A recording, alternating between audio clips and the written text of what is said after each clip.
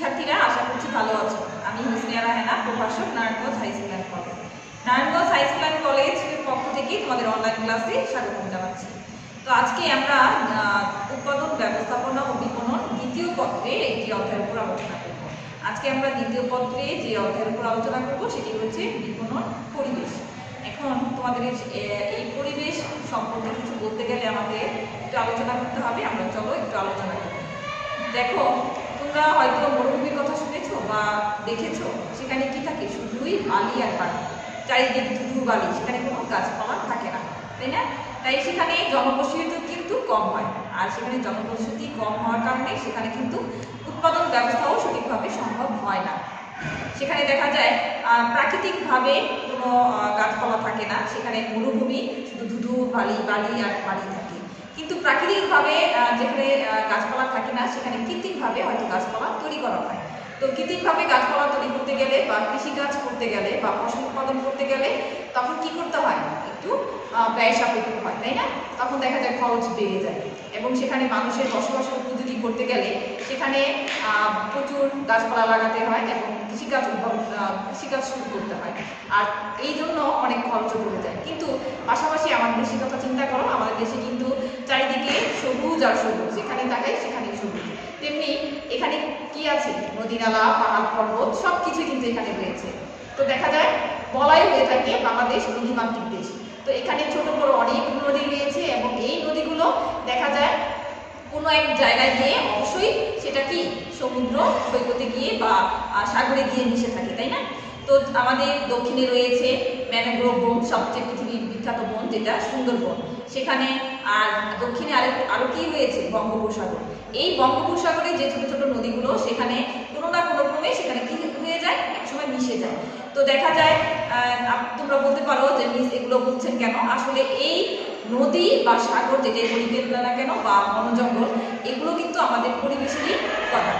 তো এই যে আমরা যে অধ্যায় আজকে আলোচনা করবো সেটি হচ্ছে ব্যবসায়িক ক্ষেত্রে পরিবেশের উপাদানগুলো কি সেই সম্পর্কে।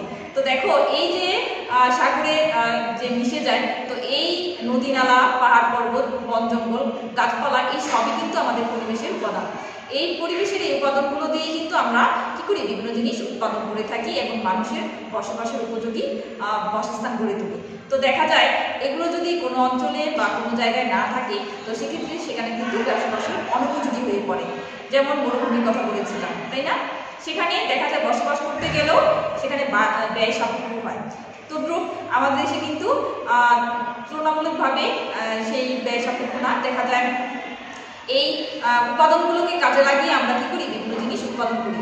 তেমনি আমাদের যে বিভিন্ন উপাদান আছে, এই উপাদানগুলো দিয়ে আমরা কি করি? বিভিন্ন এক জায়গা থেকে অন্য জায়গায় বিভিন্ন ফসল উৎপাদন করি, এবং সেই ফসলগুলো আমাদের কি করে? আমাদের যে 5টি মৌলিক চাহিদা, সেই চাহিদাগুলো পূরণ করে থাকে।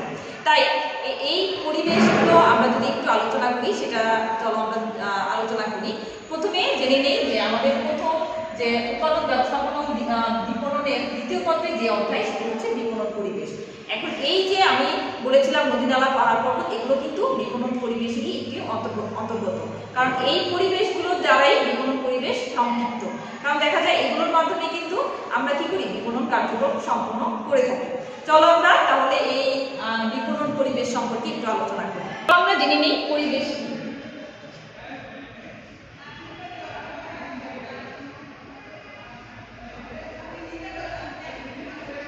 দেখো, পরিবেশ হচ্ছে কোনো জায়গার বা পারিপার্শ্বিক অবস্থা বা চারপাশে পারিপার্শ্বিক অবস্থা যা আমাদের জীবন ধারণের জন্য সম্পৃক্ত। যেমন দেখো, আবহাওয়া, জলবায়ু, তাপমাত্রা, তারপরে বৃষ্টিপাত, তারপরে নদী নালা, পাহাড় পর্বত, যে এই সব কিন্তু আমাদের জীবন ধারণের সাথে সম্পৃক্ত। এই সকল উপাদান হচ্ছে কি? পরিবেশ। তাহলে আমরা ছোটবেলায় শিখেছিলাম না যে আমাদের চারপাশে যা কিছু রয়েছে সবই কিন্তু পরিবেশ। কিন্তু এই পরিবেশগুলো কি? আমাদের জীবন ধারণের জন্য যা আমাদের পরিবেশের সাথে সম্পৃক্ত, এবং সেগুলোই হচ্ছে কি? পরিবেশ। তেমনি বিপণন পরিবেশ কি? দেখো, সেটা যদি আলোচনা করি তাহলে আমরা বলতে পারি বিপণন পরিবেশ কি। দেখো,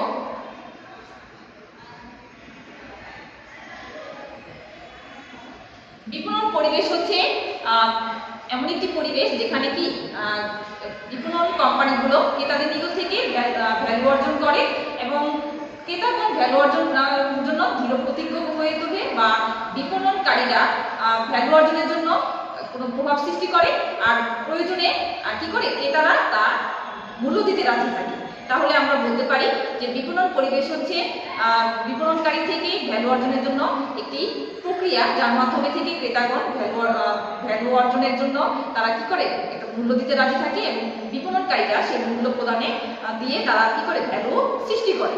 বিপণনকারীরা ভ্যালু সৃষ্টি করে এবং ক্রেতাগণ সেই ভ্যালু অর্জনের জন্য তারা কি করে প্রদত্ত মূল্য দিয়ে তারা কি করে ভ্যালু সৃষ্টি করে। এটাই হচ্ছে বিপণন পরিবেশ।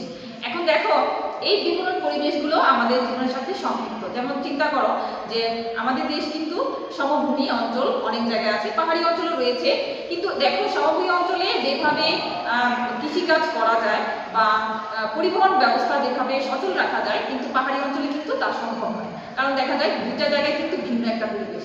সমভূমি অঞ্চলে পরিবহন ব্যবস্থা যেরকম, পাহাড়ি অঞ্চলে তদ্রুপ না।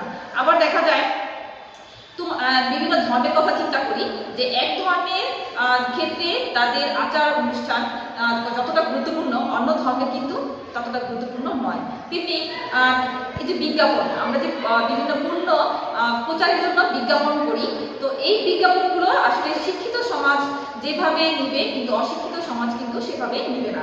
দেখা যায় শিক্ষিত সমাজ সহজেই বিজ্ঞাপনের ভাষাটা বুঝে ফেলে এবং পণ্য সম্পর্কে অবগত থাকে, তেমনি অশিক্ষিত যে জনগোষ্ঠী তারা কিন্তু বিজ্ঞাপন সম্পর্কে অবগত থাকে না। তো সেক্ষেত্রে দেখা যায় এই যে তারতম্যগুলো, এগুলো আসলে বিপণন পরিবেশের সাথে সম্পৃক্ত হয়ে থাকে। কারণ দেখা যায় একটা বিষয় যারা বিপণন করে তাদের দেখা যায় এই পারিপার্শ্বিক জিনিসগুলো চিন্তা করেই তাদের বিপণন কার্যক্রমগুলো সম্পন্ন করতে হয়। কারণ দেখা যায় ওই যে আমি বললাম যে সমভূমি অঞ্চল, পাহাড়ি অঞ্চল, যখন বিপণনকারী চিন্তা করবে তখন সমভূমি অঞ্চলে কিভাবে বিপণন কার্যক্রম সম্পন্ন করা যায়, কিভাবে পাহাড়ি অঞ্চলে করা যায়, সে কিন্তু ওই চিন্তা ভাবনা করেই তার বিপণন পরিবেশ বা বিপণন কার্যক্রম সম্পন্ন করবে। আবার বিভিন্ন ধর্মের ক্ষেত্রেও তাই, ধর্মের কথা চিন্তা করে কিন্তু সে তার উৎপাদন কার্য সম্পৃক্ত করবে। আবার দেখা যায় বিভিন্ন শিক্ষিত অশিক্ষিত সমাজের এই বিষয়গুলো চিন্তা করেও কিন্তু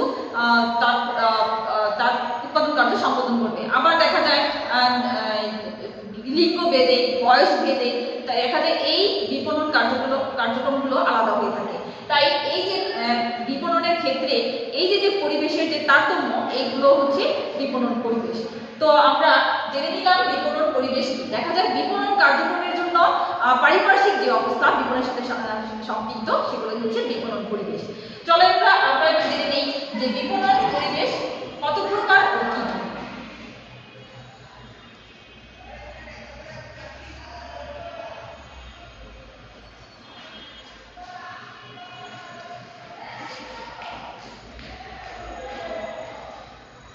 দেখো আমাদের যখন জ্ঞানমূলক প্রশ্ন থাকে তখন কিন্তু থাকে বিপণন পরিবেশ কি বা বিপণন পরিবেশ কত প্রকার ও কি কি। আবার অনেক সময় দেখা যায় অনুধাবনমূলক প্রশ্নেও থাকে যে বিপণন পরিবেশের যে প্রকারভেদগুলো সেগুলো ব্যাখ্যা করে। তো আমরা চলো জেনে নিই বিপণন পরিবেশ কত প্রকার ও কি কি। সামষ্টিক পরিবেশ, চলো আমরা দেখে নিই। প্রথমটি হচ্ছে ব্যষ্টিক পরিবেশ,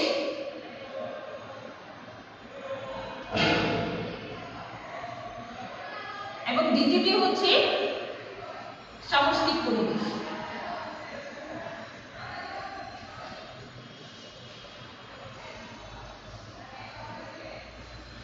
দেখো প্রথমে আমরা জেনে নিই ব্যষ্টিক পরিবেশটি কি। ব্যষ্টিক মূলত আসলে ছোট পরিসরে যেটা নিয়ন্ত্রণযোগ্য। আমি একটু বিশদভাবে আলোচনা করি। দেখো মিক্রো, ব্যষ্টিক শব্দটি হচ্ছে ইংরেজি প্রতিশব্দ মাইক্রো, যার গ্রিক শব্দ মিক্রোস। ইংরেজি প্রতিশব্দ মাইক্রো আর গ্রিক শব্দ হচ্ছে মিক্রোস থেকে এসেছে, যার অর্থ হচ্ছে মাইক্রো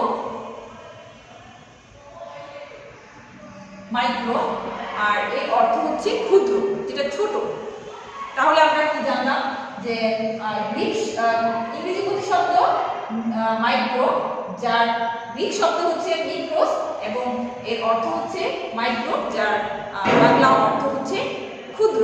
আসলে এই ব্যষ্টিক শব্দটি হচ্ছে ক্ষুদ্র, মানে ছোট পরিসরে যেটা। যেটা নাকি মানুষ নিয়ন্ত্রণ করতে পারে, নিয়ন্ত্রণ করা যায়, সেটা হচ্ছে ব্যষ্টিক পরিবেশ। তাহলে আমরা যদি বলি যে ব্যষ্টিক পরিবেশ কাকে বলে, আসলে ব্যষ্টিক পরিবেশ হলো যা মানুষের নিয়ন্ত্রণযোগ্য, যা সহজে নিয়ন্ত্রণ করা যায় এবং সেটা স্বল্প পরিসরে হয়ে থাকে, সেটা হচ্ছে মাইক্রো। তাহলে আমরা জেনে নিলাম মাইক্রো বা মাইক্রো শব্দটা কি। তো এখন আমরা চলো জেনে নিই সামষ্টিক পরিবেশটা কি। সামষ্টিক পরিবেশের ইংরেজি প্রতিশব্দ হচ্ছে ম্যাক্রো, ম্যাক্রো, যার গ্রিক শব্দ হচ্ছে ম্যাক্রোস, আর ইংরেজি শব্দ হচ্ছে ম্যাক্রো, যার অর্থ হচ্ছে বৃহৎ, মানে বড় পরিসরে। যেটা নাকি মানুষ নিয়ন্ত্রণ করতে পারে না, অনিয়ন্ত্রণযোগ্য, সেটা হচ্ছে সামষ্টিক পরিবেশ। দেখো উদাহরণস্বরূপ বলতে পারি আমরা যে বৃষ্টিপাত, এই বৃষ্টিপাত কি মানুষ নিয়ন্ত্রণ করতে পারে? ইচ্ছা করলে কি মানুষ বৃষ্টিপাত আনতে পারবে, আবার ইচ্ছা করলে কি বৃষ্টি থামিয়ে দিতে পারবে? না, এটা নিয়ন্ত্রণ করা যায় না, এটা অনিয়ন্ত্রণযোগ্য।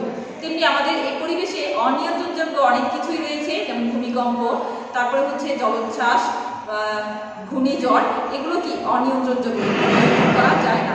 তো এই অনিয়ন্ত্রণযোগ্য যে পরিবেশগুলো, সেটি হচ্ছে সামষ্টিক পরিবেশ। আমরা এবার দুই পরিবেশ সম্পর্কে চলো জেনে নিই। চলো আমরা দেখে নিই ছক আকারে যে ব্যষ্টিক এবং সামষ্টিক পরিবেশের যে উপাদানগুলো, সেগুলো একটু জেনে নিই। চলো, প্রথমটি হচ্ছে ব্যষ্টিক, দ্বিতীয়টি হচ্ছে সামষ্টিক।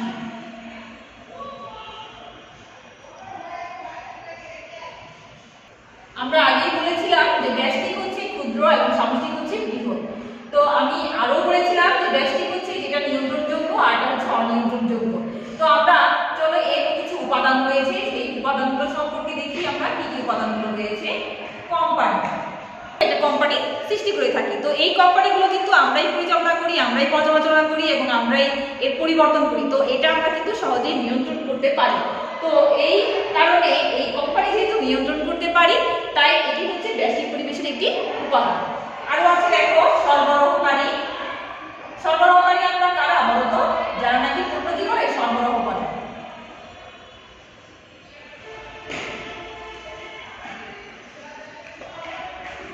পণ্য সরবরাহ করে, তারপরে কি করে সে পণ্য উৎপাদন করে এবং উৎপাদনের পর সেটাকে বিপণন কার্যক্রমের সাথে অন্তর্ভুক্ত করে।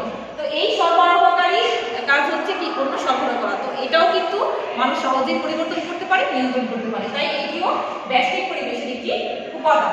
তারপর হচ্ছে ব্যবসায়ী। ব্যবসায়ী সম্পর্কে তোমরা জানো যে ব্যবসায়ী কি, এটা সহজেই মানুষের নিয়ন্ত্রণযোগ্য, এটিও হচ্ছে বিপণন পরিবেশের ব্যষ্টিক পরিবেশের একটি উপাদান। তেমনি ক্রেতা, তারপর হচ্ছে প্রতিযোগী,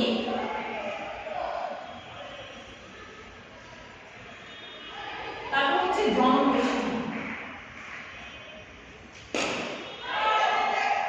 দেখো এই সকল উপাদান কিন্তু আমরা সহজেই কি করতে পারি, নিয়ন্ত্রণ করতে পারি, মানে মানুষই এগুলো পরিচালনা করে।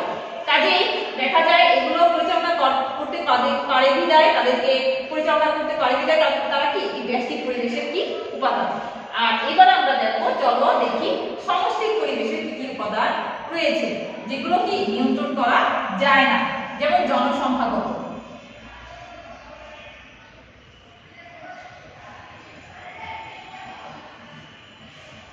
দুই হচ্ছে প্রাকৃতিক, আমি আগেই বলেছিলাম ভূমিকম্প, তারপরে জলোচ্ছ্বাস, ঘূর্ণিঝড়, এগুলো কি প্রাকৃতিক, যেটা নাকি নিয়ন্ত্রণ করা যায় না। অর্থনৈতিক, অর্থনৈতিক ক্ষেত্রেটাও মানুষ নিয়ন্ত্রণ করতে পারে না, কারণ কোনো বছর ব্যবসায় ভালো হতে পারে, আবার মন্দ খারাপও হতে পারে, সেটা কি অনিয়ন্ত্রণযোগ্য, নিয়ন্ত্রণ করা যায় না। তারপর হচ্ছে প্রযুক্তিগত,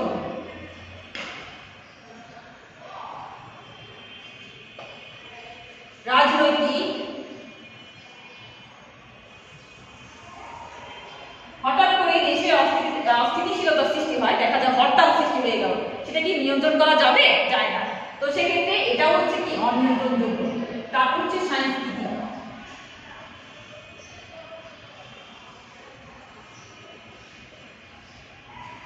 তোমরা দেখো এখানে এই যে আমি 6টা উপাদানগুলো লিখেছি, এগুলো আসলে কি অনিয়ন্ত্রণযোগ্য, নিয়ন্ত্রণ করা করা যায় না, যার কারণে এটি হচ্ছে সামষ্টিক পরিবেশের উপাদান। তোমরা দেখো জনসংখ্যাগত, প্রাকৃতিক, অর্থনৈতিক, প্রযুক্তিগত, রাজনৈতিক, সাংস্কৃতিক এগুলো কি নিয়ন্ত্রণ করা যায় না, এগুলো হচ্ছে কি সামষ্টিক পরিবেশের উপাদান। তাহলে আমরা দেখে নিলাম এগুলো ব্যষ্টিক এবং সামষ্টিক পরিবেশের কি কি উপাদান রয়েছে সেগুলো আমরা দেখে নিলাম। আমরা জানলাম বিপণন পরিবেশ কি এবং বিপণন পরিবেশের প্রকারভেদগুলো।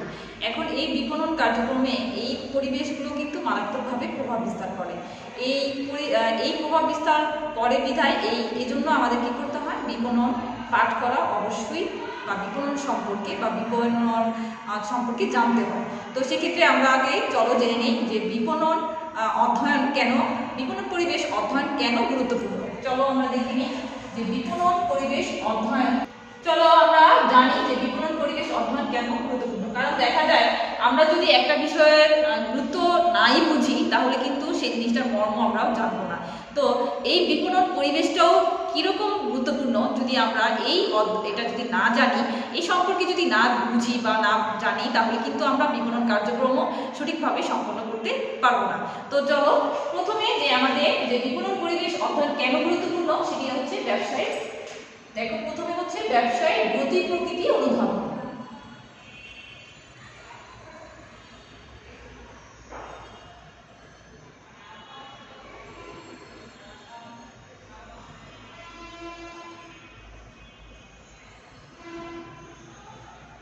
ব্যবসা কিন্তু বিভিন্ন রকম হয়ে থাকে। তো এই ব্যবসায়িক প্রকৃতি বিভিন্ন রকম হওয়ার কারণে যদি আমরা বিপণন অধ্যয়ন করি, বিপণন পরিবেশ অধ্যয়ন করি বা বিপণন পরিবেশ সম্পর্কে জানি বা বিপণন পরিবেশ সম্পর্কে অবহিত থাকি, তাহলে কিন্তু আমরা সেই ব্যবসায়িক গতি প্রকৃতি কীরকম সেটা কিন্তু আমরা জানতে পারবো। কারণ ব্যবসা যেহেতু বিভিন্ন রকম হয়ে থাকে, এটা পরিবর্তনশীল, প্রতিনিয়ত কি হয়, এটা পরিবর্তন হয়ে থাকে।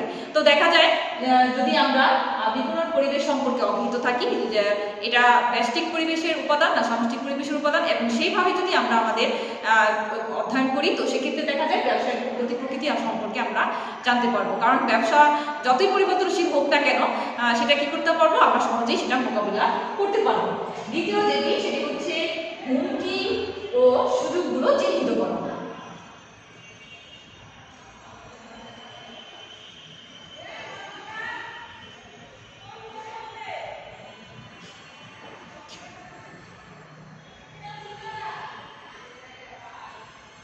ব্যবসা করতে গেলে প্রতিনিয়ত হুমকির সম্মুখীন হতে হয়। তো দেখা যায় ব্যবসা মানেই ঝুঁকি, ব্যবসা মানেই হুমকি। তো এই হুমকিগুলো সম্পর্কেও আমরা জানতে পারবো যদি আমরা বিপণন পরিবেশ সম্পর্কে অবহিত থাকি। তাই দেখা যায় ব্যবসায়ের যে হুমকি থাকে বা বিভিন্ন সুযোগগুলো থাকে সেই সম্পর্কেও দেখা যায় জানা যায়। তো এগুলো জানা থাকলে সহজে কি ব্যবসাটি পরিচালনা করা সহজ হয়। তৃতীয় যেটি সেটি হচ্ছে দীর্ঘমেয়াদী পরিকল্পনা প্রণয়ন। দীর্ঘমেয়াদী পরিকল্পনা প্রণয়ন ব্যবসার ক্ষেত্রে একটি বিশদ বিষয়, বড় আকারের একটা বিষয়। তো সেক্ষেত্রে সেখানে দীর্ঘমেয়াদী পরিকল্পনা গ্রহণ করতে হয়। তো এই দীর্ঘমেয়াদী পরিকল্পনার জন্য বিপণন পরিবেশটা অবশ্যই অধ্যয়ন গুরুত্বপূর্ণ। কারণ দেখা যায় বিপণন পরিবেশ সম্পর্কে অবহিত থাকলে এই ব্যবসার দীর্ঘমেয়াদী যে পরিকল্পনা সেটা নিতে সহজেই নেওয়া যায় এবং সহজ হয়। চতুর্থ যেটি সেটি হচ্ছে প্রতিযোগিতা মোকাবেলা।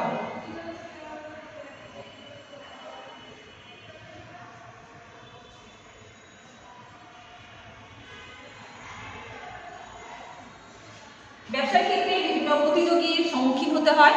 তো এই প্রতিযোগিতার সম্মুখীন হতে গেলে কি করতে হবে বা ব্যবসাকে কিভাবে পরিচালনা করতে হবে বা বিপণন কার্যক্রমকে কিভাবে সচল রাখতে হবে সে সম্পর্কেও অবহিত থাকা যায়। তো এই প্রতিযোগিতা মোকাবেলার ক্ষেত্রেও বিপণন পরিবেশটা অবশ্যই অধ্যয়ন গুরুত্বপূর্ণ। তো দেখা যায় শুধু যে প্রতিযোগী থাকে সেটা না, দেখা যায় অনিয়ন্ত্রণযোগ্য যে প্রতিযোগী, যেমন ঘূর্ণিঝড়, জলোচ্ছ্বাস, ভূমিকম্প, এই সব ক্ষেত্রেও যে বিপণন কার্যক্রমকে কিভাবে সচল রাখা যায় সে সম্পর্কেও অবহিত থাকা যায় এবং জানা যায়। তো পঞ্চম যেটি হচ্ছে পরিবর্তন শনাক্তকরণ।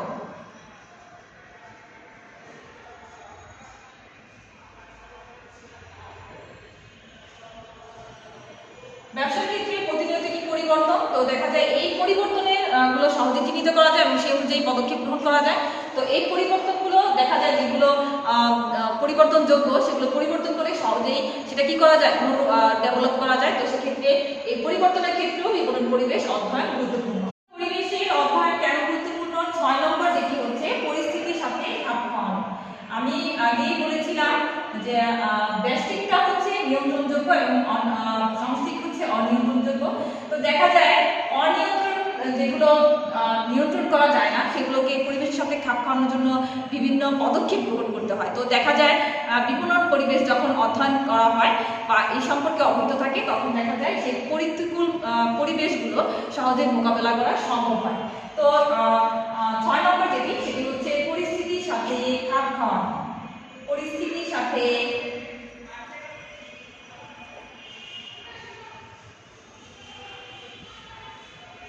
খাপ খাওয়ানো। এবং সপ্তম যেটি সেটি হচ্ছে তথ্য সংগ্রহ।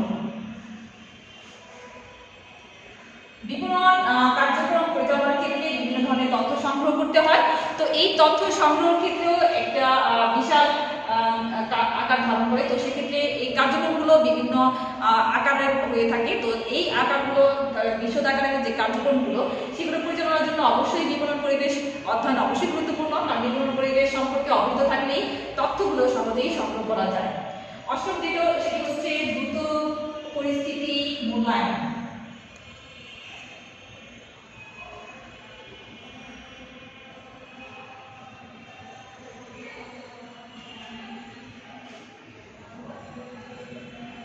দেখা যায় বিপণন কার্যক্রম পরিচালনার ক্ষেত্রে বিভিন্ন ধরনের পরিস্থিতির সম্মুখীন হয়। তো খারাপ পরিস্থিতির সময় কিভাবে এটা মোকাবেলা করা যায় সে সম্পর্কেও অবহিত থাকে যদি বিপণন পরিবেশ অধ্যয়ন করা হয়।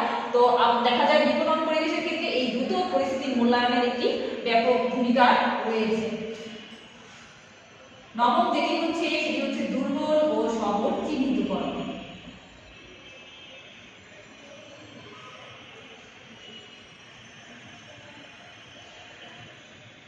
দেখা যায় ব্যবসার ক্ষেত্রে বিভিন্ন দুর্বলতা দিক থাকে এবং সবলের কিছু দিক থাকে।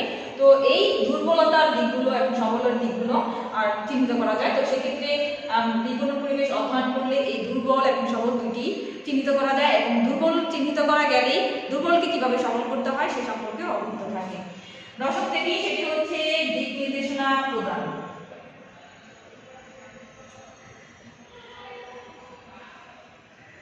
বিভিন্ন ধরনের দিক নির্দেশনা প্রদানের ক্ষেত্রে বিপণন পরিবেশ অবশ্যই অত্যন্ত গুরুত্বপূর্ণ, কারণ দেখা যায় বিভিন্ন দিক নির্দেশনার মাধ্যমে বিপণন কার্যক্রম সফলভাবে সম্পন্ন করা হয়। 11 যেটি সেটি হচ্ছে সমস্যা পূর্বানুমান।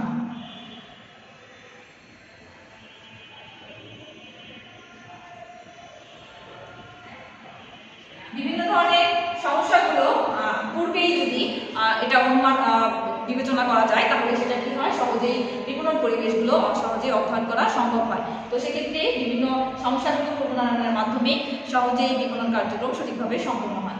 তাহলে আমরা আসলে জেনে নিলাম যে বিপণন পরিবেশ আসলে কেন অধ্যয়ন গুরুত্বপূর্ণ। কারণ এগুলো যদি এই বিষয়গুলো সম্পর্কে যদি না অবহিত থাকে বা না জানা থাকে তো বিপণন কার্যক্রমগুলো সঠিকভাবে সম্পন্ন করা সম্ভব হয় না। আমি আগেই বলেছি, কারণ দেখা যায় বিপণন পরিবেশটা সম্পূর্ণ একটা পারিপার্শ্বিক অবস্থা, এখানে বিভিন্ন ধরনের সমস্যা বিরাজমান হয়। তো সেক্ষেত্রে এই সমস্যাগুলো যদি চিহ্নিত না করা যায় তো সেক্ষেত্রে সেটা সমাধান করাও সম্ভব হয় না। তো এই জন্য অবশ্যই আমাদের বিপণন পরিবেশ অধ্যয়ন করতে হবে, বিপণন পরিবেশ সম্পর্কে জানতে হবে, আমরা সেভাবেই তাহলে বিপণন কার্যক্রম সঠিকভাবে সম্পন্ন করতে পারবো। তো আমরা আজকে জেনে নিলাম যে বিপণন পরিবেশগুলো কি এবং বিপণন পরিবেশের কি উপাদান রয়েছে এবং এটা কেন অধ্যয়ন গুরুত্বপূর্ণ। তো আশা করি তোমরা সবাই ক্লাসটা ঠিকভাবে দেখেছো এবং উপভোগ করেছো এবং বুঝতে পেরেছো এবং বাসায় যখন তোমরা পড়বে আরো বিষয় জেনে নিবে। তো আমরা যেহেতু এখন শীতকালে অবস্থান করছি তো তোমরা সবাই বাসায় বেশি বেশি পড়াশোনা করবে, কারণ দেখা যায় শীতে কিন্তু একটু আলসেমি ভাব থাকে, খাওয়া দাওয়া কৌশল সবকিছু একটু আলসেমি ভাব থাকে। তো এই অলসতা করলে আসলে আমরা পিছিয়ে যাব পড়াশোনার দিক থেকে, আমরা অনেক পিছিয়ে গেলে তখন কি হবে, আমাদেরই সমস্যা হবে। আমরা দেখা যায় পরীক্ষা ফলাফল করতে পারবো না। তো এখন যেহেতু তোমরা বাসায় আছো, বেশি বেশি পড়াশোনা করবে এবং সবার পরিচর্যা করবে। আর যেহেতু শীতকালে একটু আবহাওয়া উষ্ণ থাকে, তো সেক্ষেত্রে এখানে বাড়তি যত্ন নিতে হয়। তোমরা তোমাদের বাকি ছোট সদস্য যারা আছে, বৃদ্ধ যারা আছে, তাদেরকে যত্ন নেবে এবং আশেপাশে যারা আছে তাদেরকেও তোমরা খেয়াল করবে। কারণ দেখা যায় শীতের সময় অনেকেই অনেক কষ্টে থাকে, তো সেভাবে তাদেরকে সাহায্য সহযোগিতা করবে, সবাই একসাথে বসবাস করবে এবং দেখা যায় তোমরা যা খাবে তাদেরকেও তাও খাওয়াবে। এভাবে কারো যেন অভুক্ত না থাকে, কারণ আমরা এখন কঠিন সময় অতিবাহিত করছি। দেখা যায় এই করোনার সময় অনেকেই অনেক খারাপ অবস্থায় আছি। তো আমরা একে অন্যকে যদি সাহায্য সহযোগিতা করি, তাহলে দেখা যায় আমরা সবাই ভালোভাবে বসবাস করতে পারবো। সবাই ভালো থাকবে, সুস্থ থাকবে, নিরাপদে থাকবে। আল্লাহ হাফেজ।